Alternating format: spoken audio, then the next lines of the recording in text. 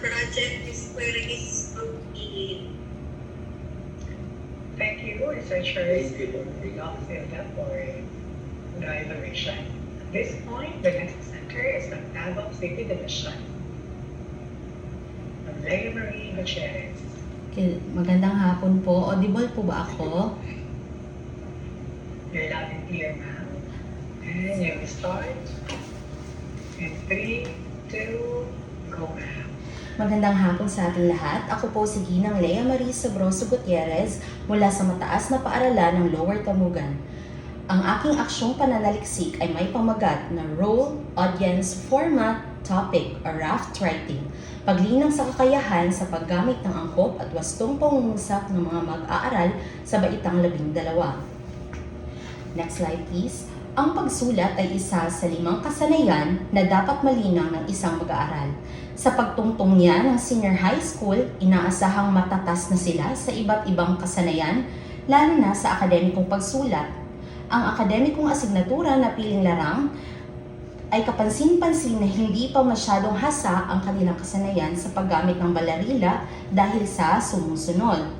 Una, kalituhan sa tamang paggamit ng mga bahagi ng pananalita.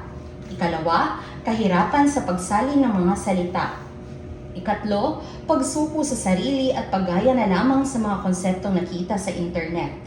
Ayon sa aking mga mag-aaral, ang pagsulat sa Filipino ay nagbigay ng takot sa kanila, lalong-lalo na ayaw nilang magkamali, kahirapan sa paggamit ng wikang Filipino, kakulangan sa teknikal na kasanayan dahil sa paglimot sa tamang bantas at baybay ng mga salita. Kaya naisipan kong gamitin ang raft writing strategy ni Santa, Havens at Valdez upang gawing kawili-wili, organisado ng may kawastuhan at ang mga gawaing pagsulat ng mag-aaral. Ngayon, dumako naman tayo sa statement of the problem. Next slide please. Layunin. Ang pinakalayunin ng pag-aaral na ito ay ang paunlarin ang kasanayan sa paggamit ng wasto at angkop na pangungusap ng mga mag-aaral gamit ang role, audience, format, topic, raft writing strategy. Pangunahing tanong, paano ko mapauunlad ang kasanayan sa paggamit sa wasto at angkop na pangungusap ng mga mag-aaral sa ika-12 baitang gamit ang role, audience, format, topic, strategy. At ang hypothesis ay, ang paggamit ng raft writing strategy ay makatutulong sa pagpapahusay ng kakayahang gramatika at kasanayan sa pagsulat ng mga mag-aaral. Ngayon, dumako tayo sa methods.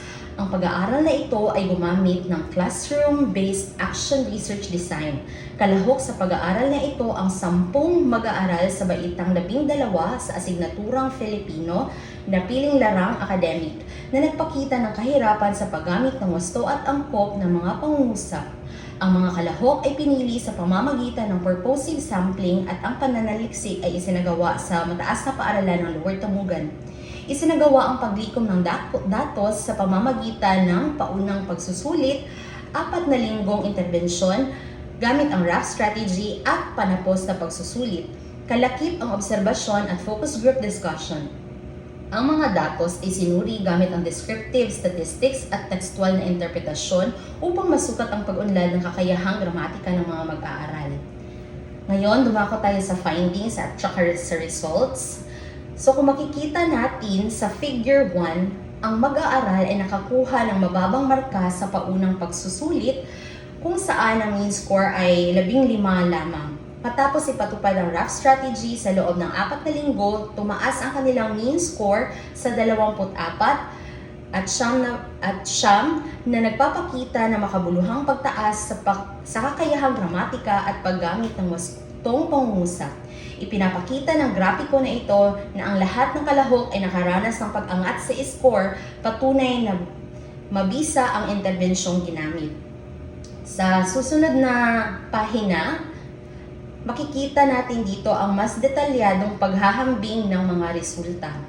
Ang tuloy-tuloy na pag-angat ng score sa bawat yugto ay patunay na ang raft writing strategy ay epektibong interbensyon sa pagpapahusay ng pagganap ng mga mag-aaral sa larangan ng pagsulat, lalo na sa kasanayang pagbuo ng angkop at wastong pangungusap na may organisasyon.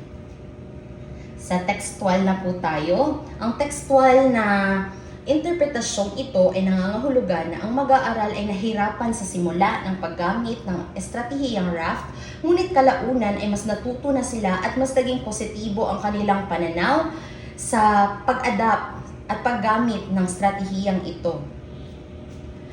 Dahil nakatulong ito para sila ay mas maging organisado sa kanilang pagsulat. Ngayon, lumako tayo sa susunod na pahina. Ipinakita ng resulta na epektibong interbensyon ang raft sa pagpapahusay at paglinang ng kakayahan ng mga mag-aaral sa pagsulat ng angkop at wastong pangungusap na may maayos na organisasyon, malinaw na layunin at lohikal na daloy ng ideya. Iminumungkahi ko na gamitin ng mga guro. I apologize for Yes. cutting them off. Thank you. Okay po. Yes, you presented it well. Let's now listen Thank you. to the feedback and questions from Kay Dalaga. Thank you, sir. Good afternoon, Ma'am Leia. Yes po, good afternoon po, sir. Okay. Ang unang pong tanong, Ma'am, Yes po. what is the concern, Ma'am, or the problem that you experience habang ikaw bilang isang guro na lumilinang sa kakayahan sa paggamit ng angkop at wastong pangungusap? Ang pinakauna talaga na hindi ko makalimutan, sir, is ang mga mag-aaral po ay nahihirapan silang gumamit ng pandiwa. Halimbawa, mahilig silang gumamit ng konyo. Instead of saying, kumain ka na, nagkain ka na, yan yung kanilang mga statements na alam ko na medyo hindi tama. Mahilig rin po yung mga estudyante na mag-mix ng languages sa Filipino at saka English. Nagko-code switching po sila. Yes po. Sorry. Thank you po, Ma'am. My next question po is, Yes po. paano nakakatulong itong raft strategy na ginawa mong intervention sa problema na iyan? Ang gusto kong malaman sa iyo, Ma'am, is paano mo ito ginawa na nag-increase ang kakayahan ng mga bata mo sa paggamit ng angkop at wastong pangungusap? Okay po. So, ang raft po ay pattern, isang guide, isang pattern na nakatulong sa mga estudyante para mas malinang ang kanilang kagalingan sa pagsusulat. Sa paanong paraan? Dahil meron na silang pattern na sinusundan. Like for example, sa raft, our role. So, bibigyan sila ng role sa pagsusulat. Sa audience naman, nalalaman na nila kung para kanino ito sinusulat sa format po. Gagabayan sila kung gagamit ba sila ng journalistic, creative, or academic na writing. Tapos sa topic po, pwede na rin itong gamitin bilang title ng kanilang susulating akda. I think very good. Yes po. Yes, Thank you, yun sir. yung gusto kong malaman po. Tapos, Ma'am, my next question is, Yes, sir. masasabi mo ba ngayon kung ano sila noon, like, nung hindi mo pa introduce yung strategy na ito?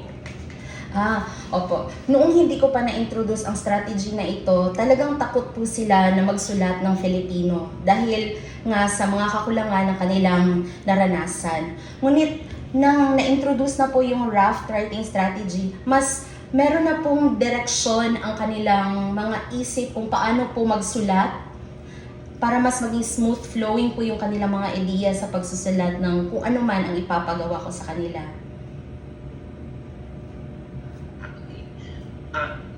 Curious lang ako, Ma'am. Yes, sir. Hindi ko ito nakita, pero itanong ko lang, Yes, sir. may hinawakan ka ba ngayon na ito yung output ng student noon, tapos it was improved because of the raft strategy? Hindi ko po nadala, sir, kasi nasa Oo labas. nga. Yes po. Pero ganito po yung pattern ng aking material, sir. First is yung definition ng aming activity, tulad ng paggawa ng bio note.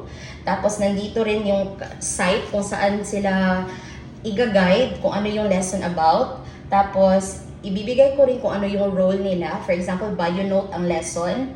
So role, ikaw ang magsusulat ng bio note. Ang audience mo ay ang mambabasa mo. Tapos yung format, gagawa ka ng isang impormatibong talata na naglalahad ng iyong mga nagawa, karanasan at kasalukuyang trabaho. Tapos yung topic mo, ikaw ay isang professional na matagumpay sa edukasyon at kasalukuyang posisyon. So, yan po sir, ilalagay nila yung picture nila dito, tapos yung essay nila dito sir. Okay, thank you, Ma'am Leah, and congratulations. Salamat sir.